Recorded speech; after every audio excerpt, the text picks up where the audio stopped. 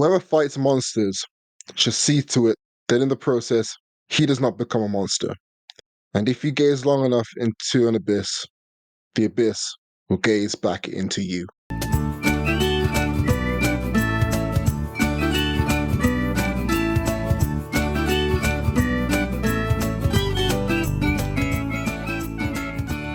And that's that. A bit of Nietzsche, is it? Yeah, I don't know why. I don't know. I was like, you know what? We're gonna go with this. Let's be a pretentious asshole. Let's hit them with something. Let's hit them with something philosophical, and then not back it up in the slightest. I was about to say, are we going to get philosophical? But nah, you're not about that today. Absolutely not. Okay. Do you know why we're not gonna get philosophical, Joe? Why?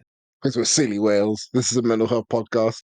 Um, we discuss topics all around the topic of mental health, be it mental illness, health conditions, treatments, and things like that. This podcast is for everyone, but that does not mean it is for you.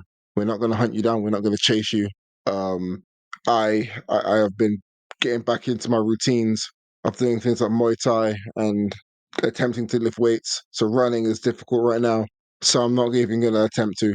And Joe is learning how to rock climb, hopefully. So he's not going to be able to. So, you're fine. Okay, you're fine. You're fine. Once I've learned how to rock climb, everything changes. Everything changes. Everything. Everything changes. But yeah, When the Fire Nation attacked. it took us 8 episodes to reference any sort of anime, I think. Jesus, look at that. Oh, Look you're at gonna get into weird stuff with the whole cartoon versus anime notion with Avatar: The Last Airbender. That's clearly Oh, a part of God. the internet you have not become aware of. Okay, and we're not going to get aware of it, Joe. Okay, this show hit 30 like concurrent listeners per every episode recently. Okay, and if any of those 30 people are part of any online debate, I'm coming to your door. Okay, we're scrapping. Like, Yeah, take back miss me everything of all of it. he said earlier of not trying to find you. Now he'll The find disclaimer gone. you. Like, the disclaimer gone. The warning's gone. I'm outside your house right now. I'm here. Okay, I've cycled 45 miles. I'm here. I'm here, man. But yeah, we talk about our week in these episodes. We're actually working on a presents episode on ADHD misinformation, and I say working on it. It just means we haven't recorded it yet. um, we're not super pressed for time today, but we're in the mood to do another journal episode because we got stuff to share. As we're speaking, I have Audacity open with the episode we recorded on Tuesday. Yes. Yeah. So that episode that I'm referring to, you should probably have already listened to already because that should be up either, well, Friday morning. So you should be listening to it Friday morning. Speaking of Friday morning, oh, look at that, man. I've got a big boy job interview. That'll be fun. And then Oh yeah. yeah, and then I'm seeing Ryan straight after, who was referenced on the show. He's gonna watch a band called Fight Star at the Wembley Arena. I'm like, wow. It made me realize just how big the world is because I only heard of Fight Star, but they are like so big. Tickets for it have effectively sold out. I'm like, wow, that is a lot of people who are there to listen to one band. Wembley Arena is pretty big. That's huge. And that made me realize how many events take place in London that we just have no idea what's going on. It's like, wow. So there's versions, right? There's the events which are just like party style events, like the events where there's nothing specific happening. It's just an event. And then there's the events like that where it's, who the fuck is this? Like, I've never heard of these people personally, and you're telling me that they're at Wembley Arena, and I'm like, oh okay, gotcha. That's Yeah, that's a huge thing. like I had tickets to see Jonathan Pye in London, and ADHD. I completely forgot I had the tickets, so I never went. He's doing additional shows in April, in London. I'm like, okay, cool. I'm gonna go see him this time around. But queuing up for that show, I imagine those people are going to be like, "Who is Jonathan Pye?" And then, how do you explain Jonathan Pye? He's a political, what is the word? Satirist? Satiricist, yeah. Or Yeah, satirist. There satirist. we go. Satirist as Satire. well. Yeah. Yeah. Um, or better yet, when I went to see Penn and Teller, which I maintain everybody fumbled the bag. Okay. I invited you to come see Penn and Teller. You were like, magic's not for me. Okay. Magic isn't cool. Fine. Fine. Okay. I didn't even bother inviting my girlfriend at the time because she wasn't cool enough. Okay. Fine. I like I didn't even think to invite. The minute you said it wasn't cool enough, I was like, nobody thinks it's cool enough apart from me. That's okay. That's okay. The I will pick up hyperbole and the the battle. slander here is so real. I've never said it's not cool enough. I said it's not my thing. That's it. It's not, and that is where the problems lie, Joe. Okay, that is where the problems lie. Okay, and I, probably thinking, what does that have to do with mental health? Here's the thing: that Penn and Teller show opened up my mind to everything to do with performance. Like the show wasn't really a magic show in the sense of we're going to show you cool little tricks or sleight of hand movements and things like that. It was more of a performance along the lines of getting you to engage in something, knowing that is not quote unquote real, and understanding that you're there to enjoy it. And they revealed that quite openly. They were like, magic isn't oh, how smart you are to notice something. It's how smart you are to engage with something and switch off the idea that you have to try and spot something and losing your Mhm. mind in it. I'm like, oh my goodness, oh my goodness. And it is one of those things where you listen to and you watch, and a lot of the tricks, a lot of the things that they do, they're mind blowing, they're incredible. But then the way that they take care in how they present the show really connects. It really connects. There's something special. I think I like magic shows in general, but I loved Penn and Teller's magic shows. Like magic shows are magic shows, right? You know what you're seeing. But with Penn and Teller, they kind of peel back the curtain in a way that makes you think about the performance aspects of it, and you're like, oh my goodness. So now I look to apply stuff like that into my own work. I'm like, oh look at that. Like, as you've seen me perform poetry, Joe, you know that I break the fourth wall quite a few times in poems and things like that as well. And so Mhm. hey, this is my style. But yeah, Yeah, here I we are. remember this is. I mean, I've known this for years because there was a completely out of the blue. I remember you and this person. I don't remember their name or anything, but you might even remember with me talking about this, which was to do.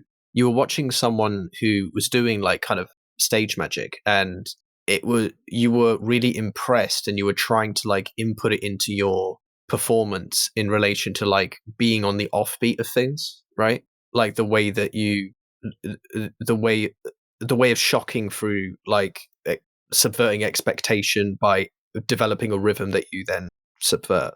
Um, and and back then, like you've always, it seems you always enjoyed the performative aspect of it much more than I ever would enjoy the performative aspect of it. So it's totally fair that is it's a fun it's a fun thing to watch, like for you in a way that at the moment at least, or at the time, I just kind of presumed I wouldn't enjoy in that way. And to be fair, I don't know if I was really into doing anything particularly like that at the time. So I was just like, nah. But but I get it. Like there's nothing wrong with it. Like it's cool. It's a cool thing. It's not uncool as you seem to make my stance on the whole issue. I specifically remember you saying, okay, that I was a war criminal and that I need to be sent to prison for enjoying it, and that I need to grow up and be a strong man and be the head of the household. And I need to put some discipline into my four kids. And I need to understand my responsibility as a father. That was a separate conversation. Yeah, you know, You're the one missing in up. which You're I messing the actually, two up. yeah, and that took place in the reality in which I actually have four kids. But we all know if I have one, the world is going to end. I have 3 or 4 um, kids throughout Europe. This has been a long-standing fact. you have 3 or 4 kids, or I have 3 or 4 kids? I have about 3 or 4 kids. I can't remember how many exactly, but Yeah, of course. it's yeah. All over Europe. There's a few different ones. Yeah, from all of your relationships that you've had, Oh, no relationships. No, you know, I'll no say relations. relationships. Terrible. I'll Oh, say okay. relations. Sure. You know, If we want to hide it, yeah.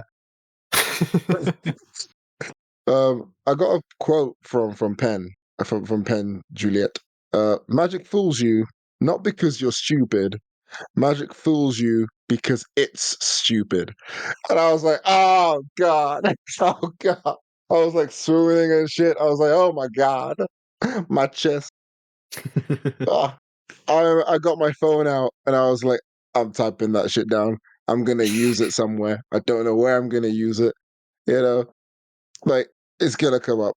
It's gonna come up, and I'm gonna use it. I'm probably gonna end up throwing it into a poem somewhere.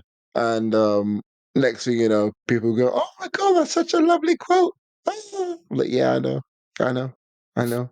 Yeah. The week, The the week, week, Here- the the week. weeks, So in fact, realistically. the weeks. Yeah, the weeks. So we recorded last on Tuesday, so we already went over most of this. So we're discussing more things like veering now. So I played football yesterday, and I had a double bill of work. I had my actual job, I had my other actual job in which I was coaching football, and then straight from there, I had to cycle um, as fast as I can from Stratford Station to a football pitch. I was late for the game. I'd arrived at this game, seven-a-side football, and it was like 2 minutes to go in the first half. We were a goal down, and I was like, oh dear. I was gonna hope to play outfield, but because I was late, I said I'll go and go for the second half. Naturally, I'm a goalkeeper. It's fine. And then second half comes round. We somehow equalize. It's 1-1, I think. And I'm like, okay, I'm gonna go and go, and I'm tired. So I'm gonna have the worst performance of my life. It's gonna be really embarrassing. Great, this is gonna be annoying. Um, we won 3-2, and I probably had one of the best games of my entire existence. I don't know what happened, but something like switched in me, and I re-woke up, and I was like, I guess I'm choosing violence today. And I was all over the place. It was like I was 16 again, but smarter. I was like, wow, performance, high quality, peak performance. This is what we live for, and we attack this. I made a save. I made a double save, and then I picked the ball up and threw it to somebody, which then led to us scoring the winner. And I was like, yeah, I'm that nigga. This is me. I did all this. Okay, Yeah. like, and we scored the goal, and I had no concept of time. So when we scored the goal, I yelled, come on, you dumb motherfuckers, talking to my own teammates. Like, Wow. that's the thing. With me in goal, if whenever I'm playing well, I'm playing well because I'm just angry at something. No one really knows Hmm. what. Like, I'm just angry at something. And anger's a problem for me. Not because I get angry really easily, but because I don't get angry at all. So I'm like, great. When I'm playing really well, I'm naturally going, oh, come on. When And you're I don't know feeling why. yourself, you're feeling Yeah, when I'm yourself. feeling myself, I just get upset. Like, but uh, but it's not. There's an interesting thing, right? I don't know the full understanding of this, but in terms of like emotional stuff, your like anger is more similar to happiness than like sadness is. Like it's more similar to happiness than sadness, basically, by like a long stretch. Like the in terms of the like the fizzy, in terms of uh the chemical physiology, like the chemicals in your body that are like spread out and stuff, like all of the things that go into feeling elation and the things that you also feel when you're like pissed off. Like there's obviously different kinds of anger, but I imagine that the way in which I've met loads of people who, especially in like physical environments, there's the line between happiness and anger, or like not even anger necessarily, but like the of like amped up like aggression is the line is real fucking faded, like there's no, it's really difficult to tell what side you're on. You get like worked up yeah, and yeah. stuff, and you just get excited. It's that excitation, I guess is the right way of saying it. It's that like pushes you forward. So I think that's a great feeling to have. Like Yeah. I think I think you want that feeling more often than not, because if you don't have that feeling, life is just boring, right, to yourself. So Yeah, I think it's because also like watching football, be it live football or watching it on like TV. the emotional swings tend to be between, like, while the game is taking place, is between like happiness and anger. You don't really get sad at a decision. You get angry at a decision. Oh my god, the fucking Yes. referee, he called this offside where it's not really offside. He has no eyes. He's blind as fuck. He needs to die. Ah! Or, oh my goodness, Reece Nelson passed the ball really well to Mohamed El Neni, and El Neni just scored. It's the best day of my life. I'm gonna name my kids Mohammed, and I'm gonna name the other Yeah. one. I don't care if it's a girl. If it's a girl, she's being called Reese. Why? Because it's a unisex name. Oh my goodness. And the middle names are gonna be Almunia, and it's gonna be like, Gail, and it's gonna be great, okay? And then afterwards, if you win, you feel like this sense of accomplishment. Like it rounds off the feeling, really. It's not the same happiness. It's like a sense of like, yeah, we did something. Yeah, we got the 3 points. We won. You didn't do fuck all. You just watched and took part, but you were there. And then if you lose, there's a sense of like despondent, really, and like gazing off into the distance, and just like you're not here. Like you're just you are truly sad. The despondence afterwards. Yeah, you know, just just staring off into the distance. Man, live anything is good for that feeling alone. I will admit, like, and you talking about the Penn and Teller show makes me think about this a lot. That like ultimately, I probably would just enjoy almost anything if you took me to it live, especially if you give me the opportunity to act as I want to in the moment.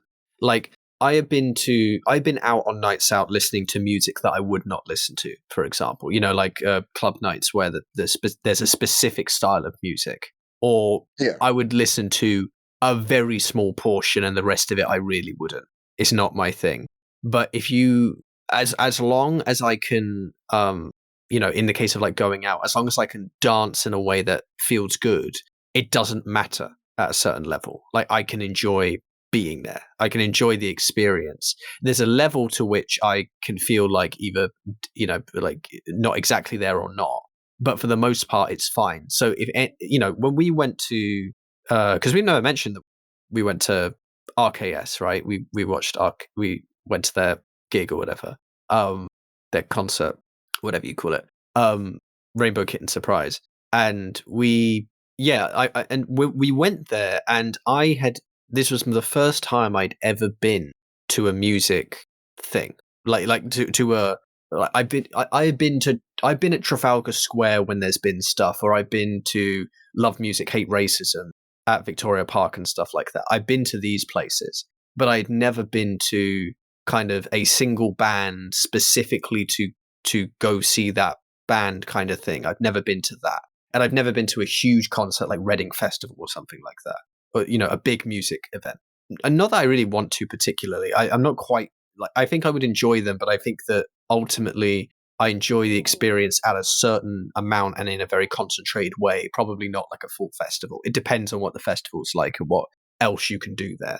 Like I don't know if Boom Festival is a good place to go, but it just seems so interesting in terms of the way they choose to do things that maybe it's worth going. I don't know. But the point is we went there, and even though I also enjoyed it with you, I've never had the experience of what it's like to be at a place like that.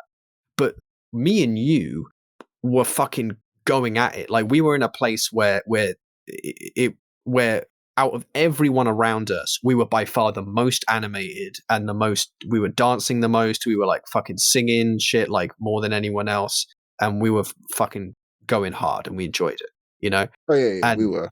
and that made it so much better being able to do that versus if we had like sat down and just kind of experienced what was happening, right? So there's certain kinds of live events, especially certain kind of live things where just the ability to the social norm to basically get fucking involved. Like I've been to football games. I'm trying to think now if I've been to two or if I've been to more than two. I think I've been to two. One of them was a lot more like local, and the other one was Arsenal versus West Ham. So that was a much bigger one at Emirates. And I have never been in a place like Emirates Stadium before.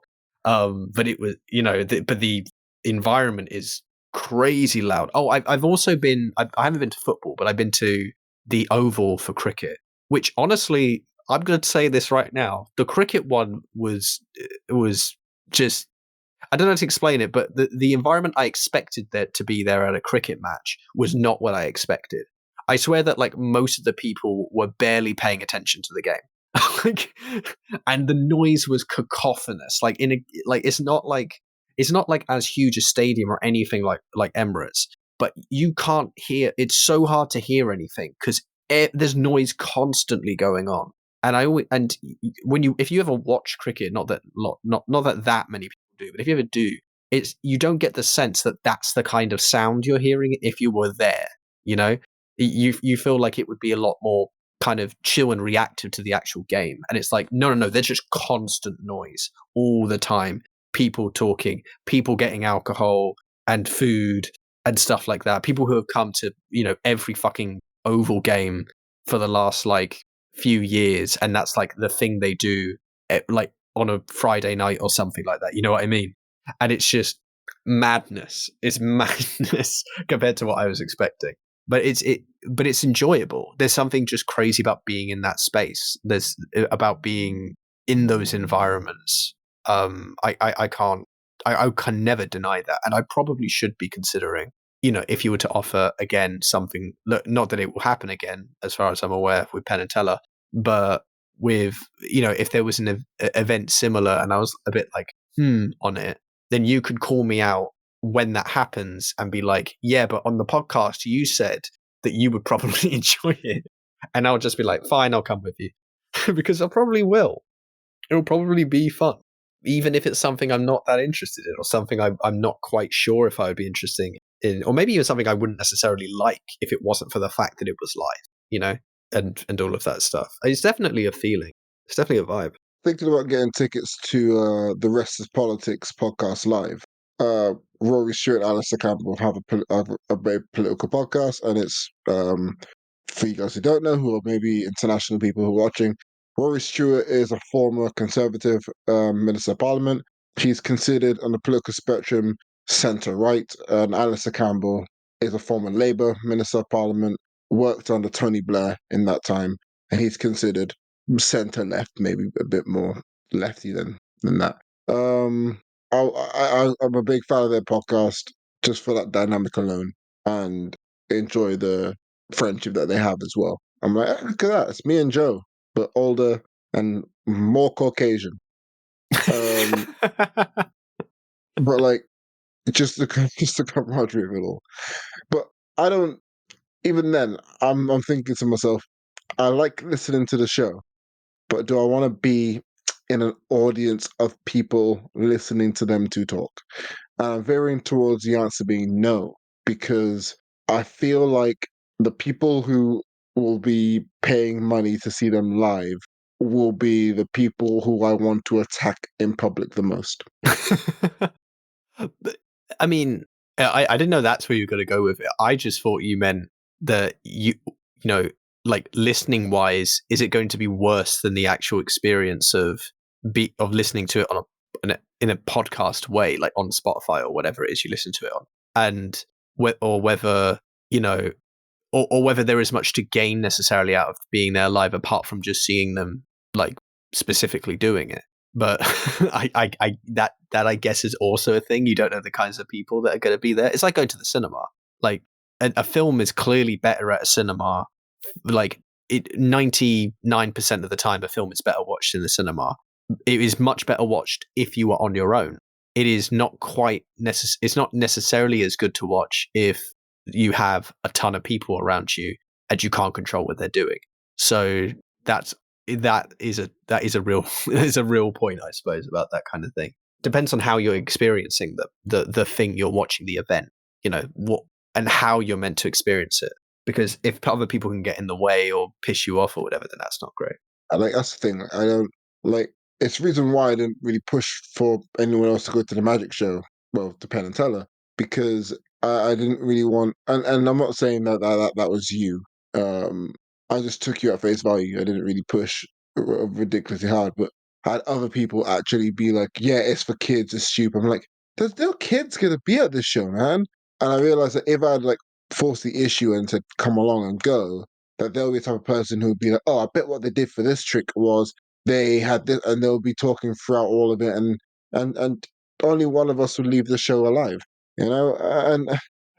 And you don't want to have people in your area trying to, I guess, undermine what the show is trying to do, or take like go into the rest of politics live, for example, and then having to deal with somebody talk about why this person's wrong while two people who we've paid to see are talking. It's like, ah, Jesus. And it's like comedy shows as well. Like the thing I hate the most is any sort of heckling. Mm. Like there's no such thing as a good heckler, but there's a good response to a heckle. Yes, that's And true. Yes. I just I cringe when I see people deal with like hecklers and stuff like that, especially in like poetry as well. Like I remember I did a poetry show ages ago. We're talking 2 years ago, like when I first started, and I took an 8 month break because of this. I did a poem, and it was literally about me. So I said he, and someone yelled out, "I think it'd be better if it was they." And I was like, "Well, you're a cunt," but you know, like this stuff is just so destabilizing. Do you think, by the way, that they were genuine in their response in that sentiment, or do you think that they were literally just trolling? Not in the normal way a heckle is a troll, but like they were actively just trolling.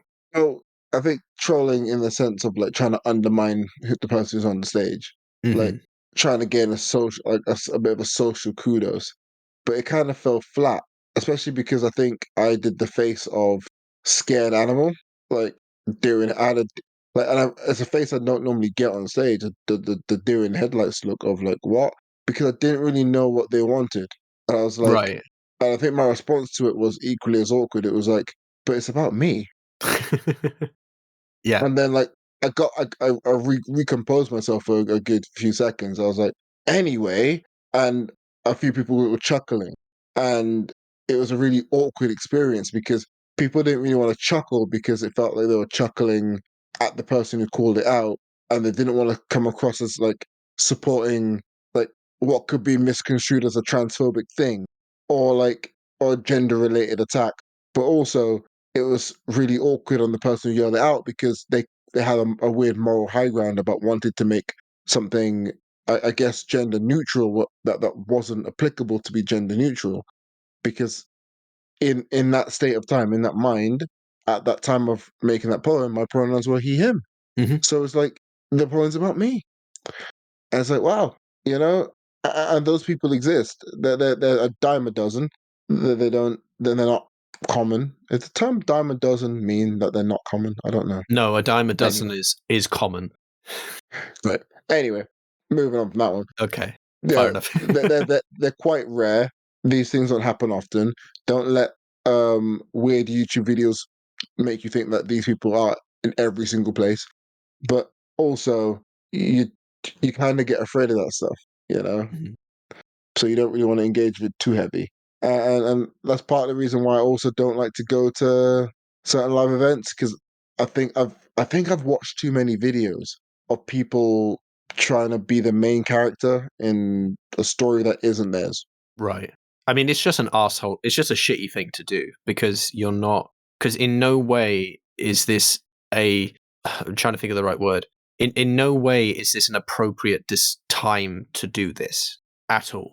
It like just imagining being at a play and then watching a play and then just shouting from the back some point about they think the character should be different, like something about the character being different. It's like ultimately you can have critiques on it or whatever. That's entirely up to you. It's your opinion. But why the fuck are you screaming it out in the middle of a performance by people? Like the thing you can do is the best thing you can do if you genuinely despise something or the way it is walk out, just leave, and then make sure that other people are aware that you don't like it or whatever if you really want to. But it I've never watched something or engaged with something where I didn't feel where I felt my voice needed to be heard like that. Like there is a sort of main character syndrome. I agree, where it's like, what the fuck is your? Why is your opinion so important in this moment, or why is it that you have to raise this? Like you could just not if you didn't want to. It Yeah, and just that's like a sucks. legitimate fear. It's a legitimate fear I have because I think I've seen. I think I'll happily admit to it. I think I've been like conditioned by like videos online of people wanting to be the main like attraction, and then I see it. I see it a lot more. Like I go to the gym a lot. I think our very first episode we discussed like being scared of going to the gym, for example. I went to the gym for the first time in a month. Like like last week, I think it was, and every single like station had a tripod there because someone was filming it, and I was like, "You're taking up so much space, man." No shot, Uh, really. I'm not even kidding. Like every single like it was bizarre because it was like 11:30 at night, and the reason why it's more busy than usual is because of Ramadan and people are going to the gym after the break for iftar.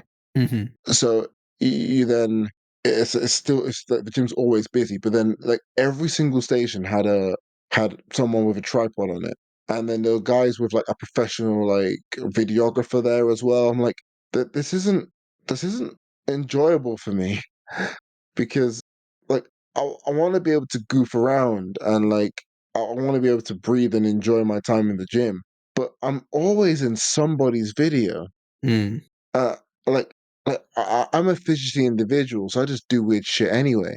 Like, I might flex my shoulders, like, I say flex, I mean, shrug my shoulders like 7 times for no reason. Yeah. And next, you're in the background of some like, random X list wannabe influencer cunt, and it's just annoying. But it's so weird.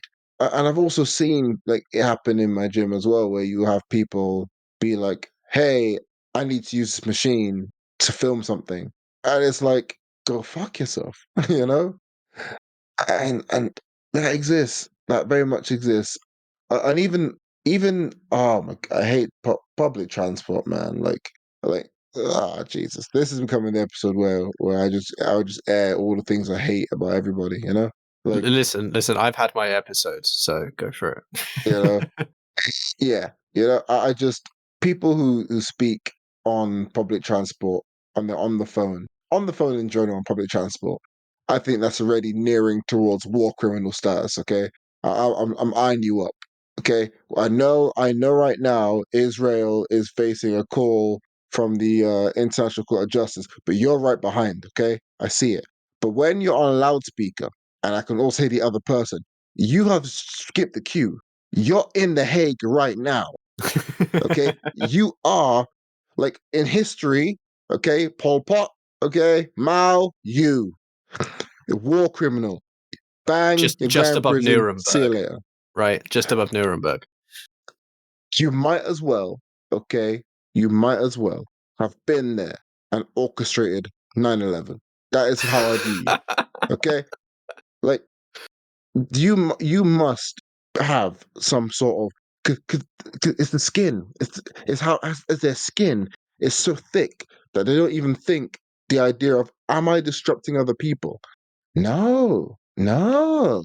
Like I've heard some wild conversations because for some reason people can't afford fucking headphones. Mm. But it got worse today on the way back from work, Joe. It happened. And they had their phone like they had the speaker of their phone pointed directly into their ear, and then they'll like put it back to their mouth, and then they'll be yelling, and everyone can hear them, and then the conversation ended, and then this son of a bitch, even though it was a woman, okay, it all applies, pulls out a pair of headphones and plugs them in. Oh my god. Okay. Okay, well, that's what I mean. Okay, you see what's happening. Oh, okay. Kim Jong Un is a saint in comparison to you. Okay, I need you to know this. Like, I just, I don't know how you can do this. Okay. Like, here's the thing. So I agree with you that it's not a good thing to do generally.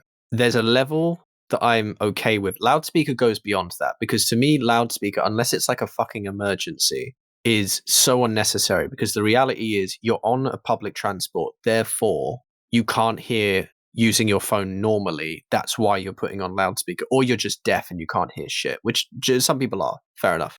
But you are clearly in a space which is shared by a bunch of people, and it is and the thing is as well is that a lot of people, and my mum is included in this, by the way, and I to an extent am included because I'm not very good at voice modulation. It's like sometimes I'm okay, but sometimes it can get away from me if I'm not careful, right? And some people, when they're on a phone, have no voice modulation whatsoever because they don't understand the fact that they really don't have to speak loudly to be heard by the person on the phone. It's like they think they're actually shouting to someone, like, 50 miles away or however far away they are when they're talking to them. There's something about the using of a phone that some people just don't understand. And me and my brother have always pointed this out to my mum because she is so bad at this. But but going into loudspeaker says to me, this is clearly not an appropriate place for you to even use your phone for yourself. So why the fuck are you involving everyone else in it? Just say, okay, I'll call you when I'm off or something like that, or I'll text you, or just try the best you can. And then when it doesn't work, unless again it's an emergency, and honestly, I bet you, it, I'm not saying that this is ever going to happen, or that I will be good at doing this when this happens, but a part of me now, having said this, really hopes that I will remember this one day. That if I'm on fucking public transport like that and I realize it's an emergency, I will say out loud, sorry, this is a real huge emergency, I'm really sorry, and listen to the call. Like that, I really hope I do that, because even though it's shit still, at least it's like, okay, I've been told that, like, I don't know, my mum's in hospital or some shit like that. Something has happened and I need to know what's going on. And just allow Why would you people need to to be on empathy loudspeaker? to work there. If I needed to, or even if I was just like loud for whatever reason, I would apologize immediately. Like I would try to, the moment I would notice it, I would apologize. So but it's clearly the thing is, being on loudspeaker in most cases is so unnecessary, and never, in fact, really is never necessary, and is, if anything, pointing out that you do not need that you shouldn't be taking the phone call in the first place. So I totally get it, and it's annoying as fuck. Uh, So yeah. oh my goodness, it is a whole thing. Like I just public transport in general upsets me. There's so many pet peeves. Like we need to do an episode of just peeves. If you want to, mate. Like it's an idea that I'm taking from I can't remember his surname. God, Sam Morrill and Mark Normand. They have the show We Might Be Drunk, and their whole podcast has like uh recommendations, and it also has peeves, where there's list peeves. I want us to do a whole episode of just peeves. Um, Just ask Peeves. ask peeves. But even in the staff room at work, all of a sudden, hello, yeah, yeah, how's it going? Yeah, yeah, criminal. Criminal. Like criminal, okay, criminal. Do you know what? Y- You're going bad places, okay? You're going to the same place as Jimmy Savile, okay? Let me tell you this right now. You're going to hell. You're going to hell, okay? I need to know this. In a very like very sincere way, there is an issue. There definitely exists an issue, because there like, I have friends who are like really sensitive in like loud places and stuff like that, and the public transport can be a nightmare enough for them. Like even the announcer can be like really annoying when it suddenly comes on and like talks loudly and prevents you from talking with your friend or whatever, and like really like grates. So to have like a person like actively making really loud noise so unnecessarily in those public spaces, and in a way that, because even though it's like loud most of the time, like a certain public transport, like tube is fucking loud, and some of them are like really loud, and like actually to the point where I'm pretty sure people get hearing damage on certain tube lines. I swear down, like the central line is shit. But for lots of areas of it, and I think Highbury is pretty bad as well. Or no, not Highbury. What am I talking about? The Victoria line. The Victoria line can be really bad on some bits. But it's the to then have someone, but even on in these cases, a person talking like on their phone and they're talking loudly can be heard by everyone. There's no one who doesn't like hear that person talking. It cuts through the other shit noise with this other noise. so so it really is like genuinely not fun to be around and be in these places which are incredibly important and useful, and the fact that like people have to deal with it, I don't know. But yeah, it Oh just my seems it goodness. is social Oh, contracts are oh, weird things. and then playing music out loud. Oh my god. Oh, ah, ah, Joe, Joe. Like, you know, I've had people on a bus take off their headphones and just start playing music out loud. Okay, like like Jack the Ripper. If he Jack was the around Ripper. today, if you, I am freeing him from prison and I'm putting you in there instead. Okay, I'm telling you this right here, right now. Okay, I don't think you understand.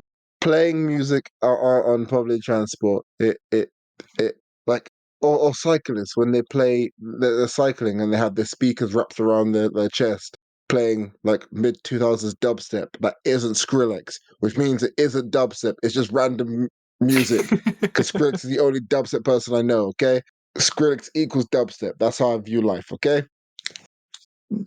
place in hell for you, man. Place in hell. You know, it's I like like oh, I'm playing drum and bass while cycling. Okay, okay. Yeah, I was a keen cyclist. I never wish any ill upon anyone. You know, definitely not. No, Definitely never, not. never.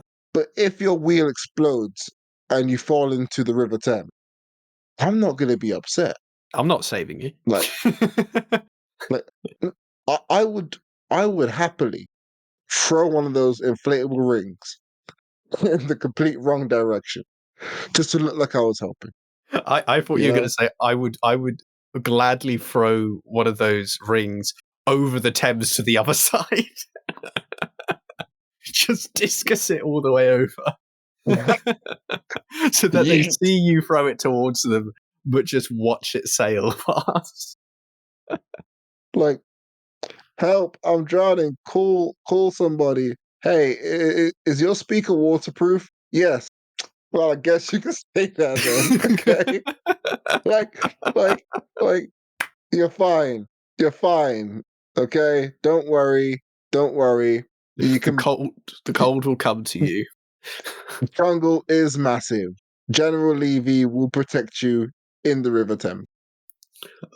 You know what the funny thing is? I genuinely don't mind people with music on their bikes. I think there's a level to it that really pisses me off, but I think having like, you know, when you go to places and there's the one like older guy or like because they're all men, like none of these are women as far as I've ever met, but like the older individual who's just got like some chill music. Like I think the drum and bass and stuff like that can get like grating to with the levels of the volume of it.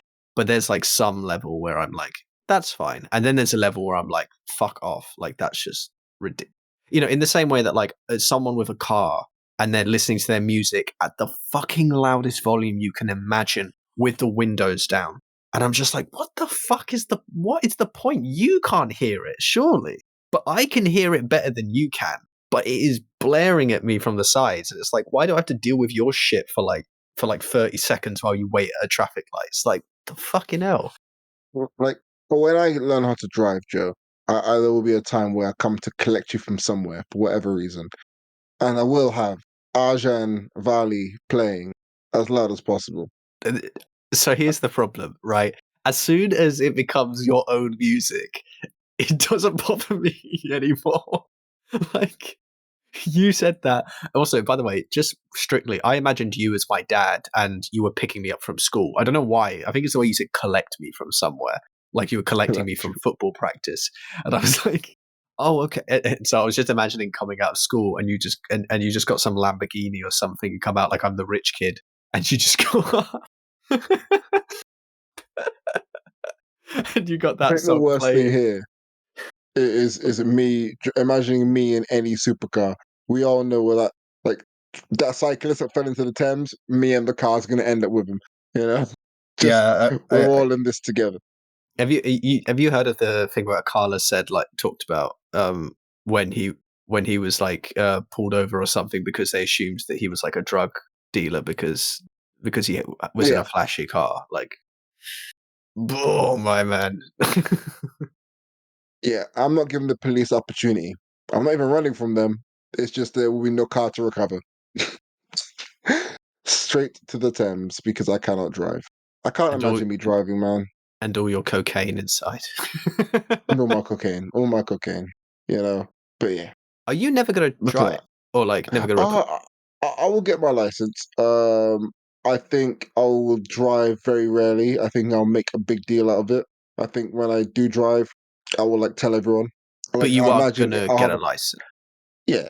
Like here's the thing. When I get the license, I will never use it. What's gonna happen is if me and you go on a road trip and you go, yeah, I'll do all the driving, and then you go, I'm actually a bit tired. Can you take over? I will look at you and I'll go, oh, so I have to drive now, right? Okay, this is my moment. This is my time. I can do this, right? I could drive. It's fun. Driving's good. Yeah, I'll drive. And I'll post on like Instagram. Hey guys, I'm about to drive. I can drive. Yeah, I can do it. I can drive. Vroom. And I'll make a big song and dance out of it.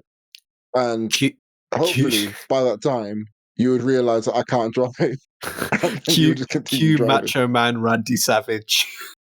Yeah. Like, yeah. Crash into a tree. Yeah.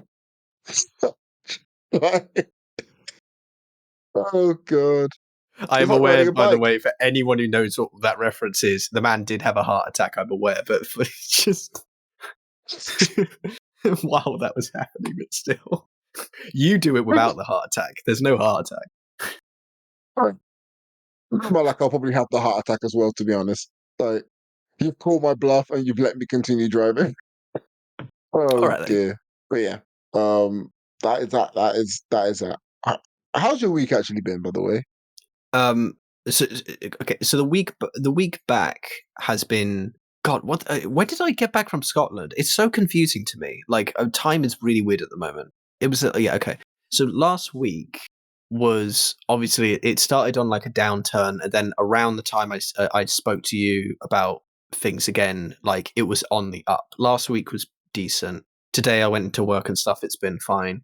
This has all been alongside while I have also been like, as you mentioned, like iftar and stuff. Like I've been fasting, like in similar ways that people who actually celebrate Ramadan actually fast, right? And it's it's funny because there's an energizing experience to it, like personally, which has meant that and maybe it's not even just energizing. Again, this is the initial. This is like the. I think we've had the first 10 or 11 days now, so there's another 20 to go, basically. So we'll see how this goes, and when the time skips forward in 10 days from now, we'll see how I deal with that when I have to eat at like 7:45 or some shit like that.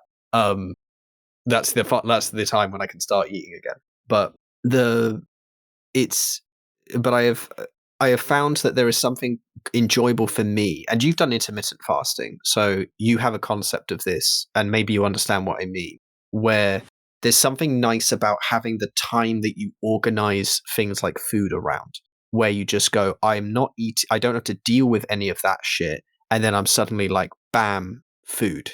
And I have like this time period and this notion in my head of I have to be organized for this, and I'm organizing around this, and it actually helps me to sort of functions the wrong word, but it helps me to appreciate to appreciate certain things, and it makes me think about food, which I have a struggle eating, and I have a struggle organizing my life around. So it's there's I almost enjoy the experience currently. Like I know that that's not going to be true forever, and I'm not trying to lose weight or anything, and I know I will, unfortunately. So that's kind of the issue as well. I can't like some people do gain weight during Ramadan, but those are people who are in situations where a bunch of people are like where there's huge like feasts and dinners and stuff, and there's like a lot of the time other people are also like making food for you as well, so it's not like just a purely on yourself thing. I'm not going to be like that. If I can keep the same weight, I'll be happy. You know what I mean. I'm not going to be gaining weight from this, and so I know it's not the best thing for me in general, but it has given me a sense of perspective, and it has made moments where I achieve that level of organization and feeling kind of proud of doing it. You know what I mean? There's been moments where I'm like, I like I set up like a really nice spread for myself for when I went into work on last Sunday, so that I had like lots of food. I had like dates, and I had like sweet foods, and I had like a proper meal that I made and everything, because it's like, well, I haven't eaten in 12 hours plus 14 hours or something like that, so this is going to be my meal that I have my at my break, and I'm going to really enjoy it and like just fucking go ham, and then go back to work for a bit, and then get home, and then and feel like I've done what I needed to do, and eat at home, kind of thing. So it's actually been kind of nice at the moment. To be clear, again, the other thing is, I think I have a thing where even if an experience is shit, like generally speaking, I enjoy it because it's new. I enjoy shit experiences because I'm not used to them. So I like camping. I'm not saying camping is a shit experience, but it's a harder experience. It's a more difficult experience. But if I had to live that all of my life, I would probably be like, I want to get out of this. But it's nice to do from time to time because it's enjoyable to have the experience of working slightly harder for a change. This is the most like fucking white, like middle class sounding shit ever. I am aware of that. This is very first world esque ideas, but it's very. But there's a part of me that's kind of masochistic that way. I want to be dominated, and I'm masochistic. Is what we've learned apparently. So, uh, I enjoy those experiences, and it has made this slightly interesting. I guess the last couple of weeks or whatever. Um, so actually, I'm not too bad, and given that I've been looking for, I've actually been finding houses, and I'm looking to view them within the next week, hopefully, and that, and I'm talking with you, like I might start rock climbing again, or again, I'm going to properly start rock climbing where I like dabbled in the past, and maybe other things besides. I'm I have a weird sense of organized effort now because there's periods of my day where I don't do where I'm not like cut between different things, and I can just focus on certain things. It's a little bit easier. So I'm actually doing okay. Like this has been this like since the downturn, and also when there's a downturn, there tends to be an upturn where I do better. That's this always happens. This whole podcast is going to be so weird for both of us because it's going like for anyone listening to us because it's just going to be a like fucking like seismograph of like up down up down up down where every time it goes down it seems to swing in the opposite direction and then go back down again like just as quickly. So next week I might be giving you some like spiel about everything that I can't stand about the world, or I might be saying, or I might have already had that in between the two episodes, and I've already had my downturn for a second. Oh, it's exhausting. Life is exhausting, but it's actually been okay. It's been good. So that's all it really is, man. Just I really like 'cause last year me and you we both fasted. And Oh I think yeah, we should yeah. probably explain the reasoning behind it. My reason is different to yours. Um, I worked in Calais, France for the better part of a year, and I learned a lot about Islam, and I gained a lot of solidarity and friendship within that, and seeing people stick to that principle of fasting in extreme heat, extreme winter, extreme everything, because that whole period of France was scorching hot and then ridiculously cold at night with torrential rain and wind. Seeing people still stick to that, and then seeing the grateful nature of and the beauty that food brings made me think quite inward about how I relate to what food is. And then I Hmm. learned about how Islam views the idea of food and what fasting is and what it represents. And I was like, oh, this is beautiful. I learned more about it, and I was invited to take part in fasting and breaking fast. I was like, cool. And I asked the question, is it silly if I do it if I'm not part of the religion? And the guy was like, brother, just do it.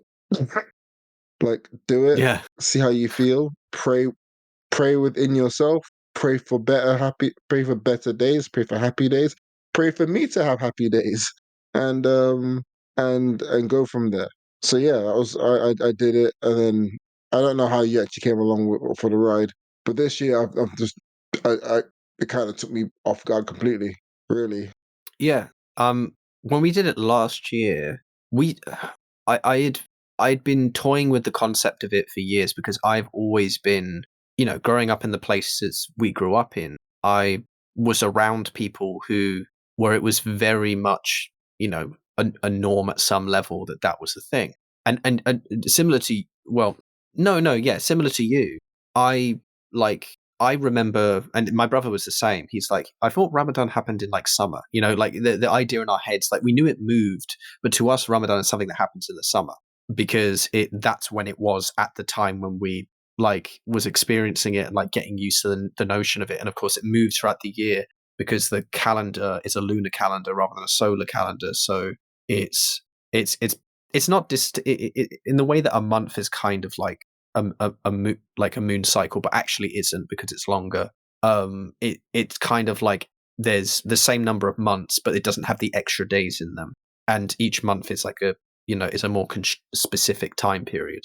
And again, it's based off the moon. So there's this, so it will naturally move along. And I was, um, I realized, yeah, I was in a job. I was working in a job, and so were you. I was in London around people who were also fasting, like that, who would be fasting. And especially at my work, there were a bunch of people who were Muslim at my work. And I thought, well, some of these people work longer hours than I do. And lots of these people have done it for many years and stuff. And I thought, you know what? I'm gonna do it. And the response I got from people when and I didn't make a big deal of it. I think we talked about this at the time. I wasn't like out to start, saying, "Oh, look at me, I'm the white man doing what you're doing."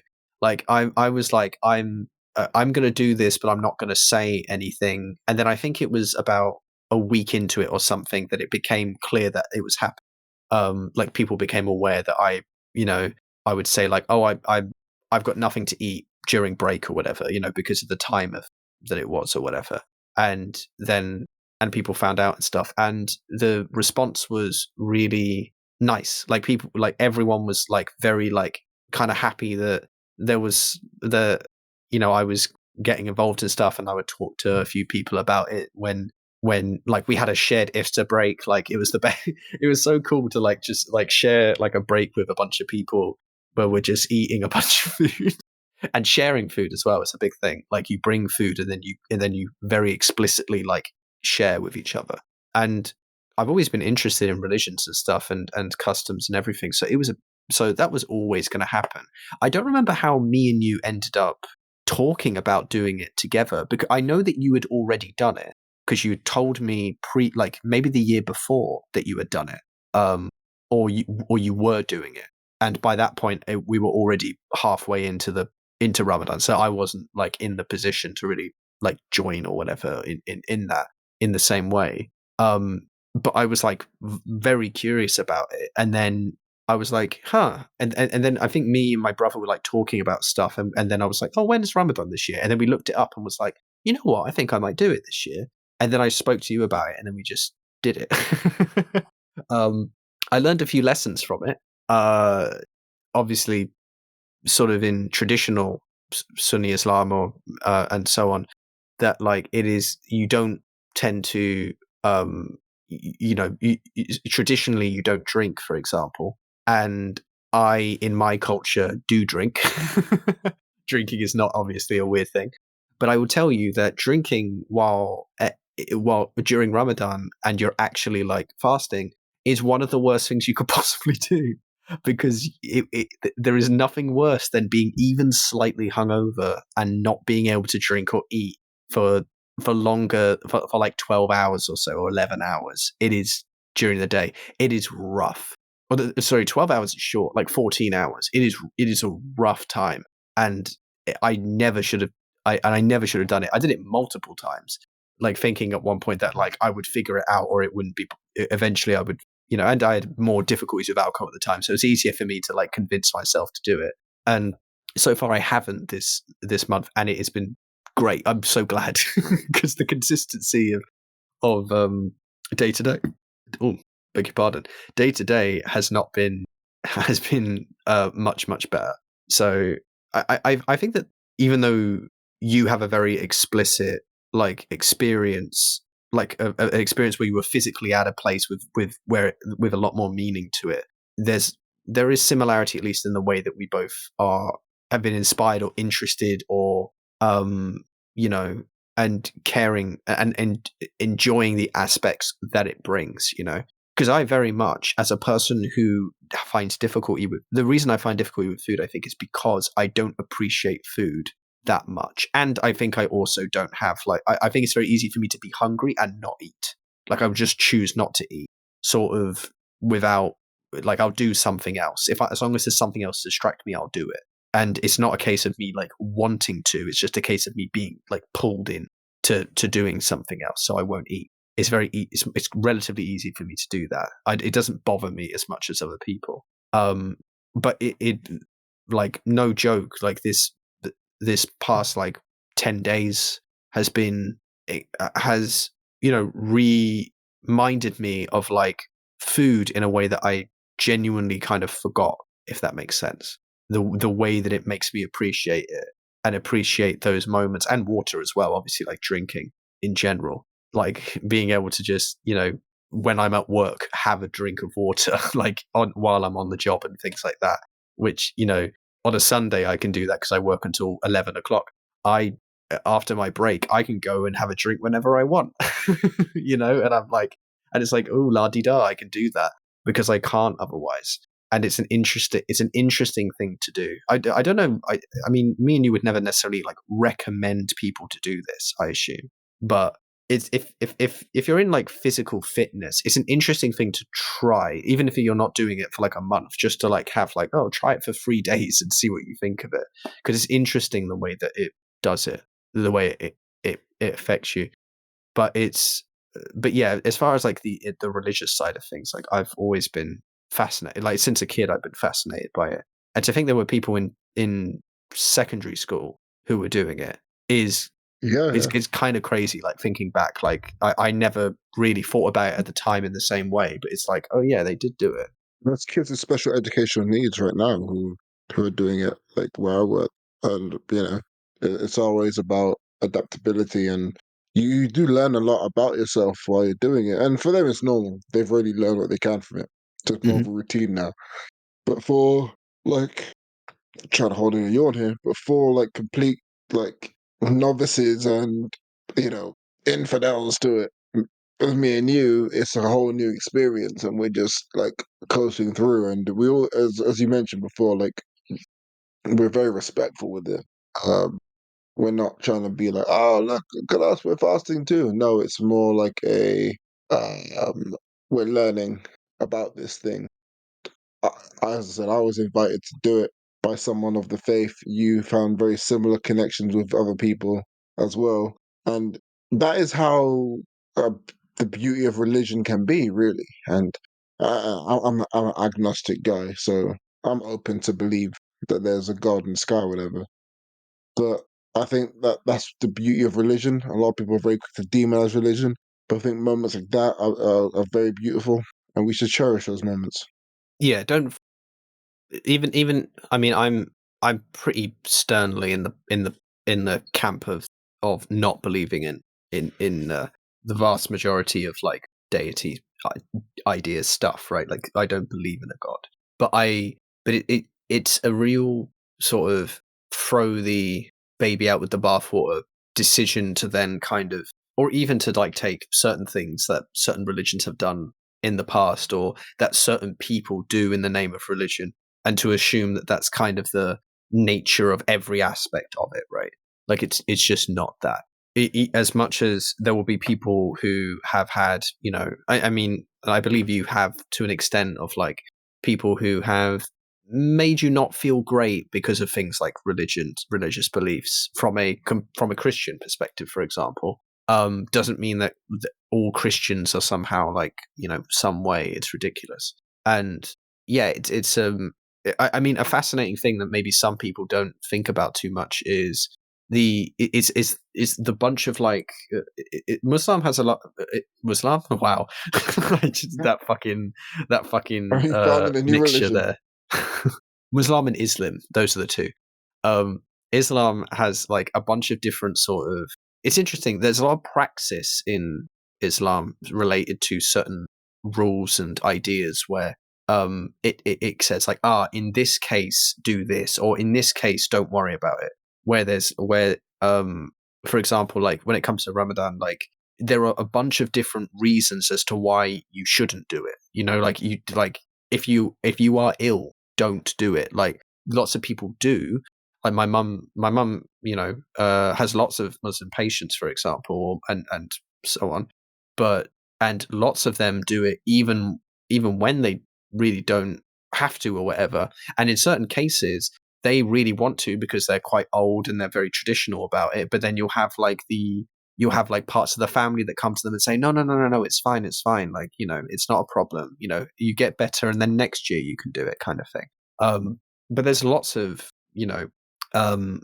things, which where it's like, yeah, like if yeah, I think when we did it, you and I, especially in the first year, had moments where we said, like, fuck, today was awful. Like today I had to have a drink of water, or today like I needed to eat or whatever, because we were like really low at times. Like, I haven't had that so far, but there were times where I remember, and again, alcohol for me was not helping, the where I was in a really bad state, and I said like, shit, I'm going to do this. And the way I dealt with it personally was like, I think there were a couple days and I did it 2 extra at the end or something like that. Like I just continued. I just did it longer.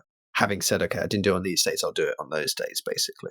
But the point is that we were aware that, like, with the what's the intent of what's happening, and the fact that it is wholly because it is like because of its intent, not because it's and because of the work you're putting in, not because it just is by default, if that makes sense.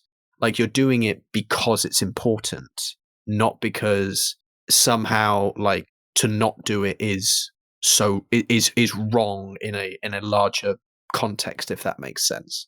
It's more about the fact that it is a way of connecting with the notion of the divine and so on. Connecting to being closer to Allah in a certain way, and that's great, that's wonderful, and that's kind of that's a nice way of incorporating that idea.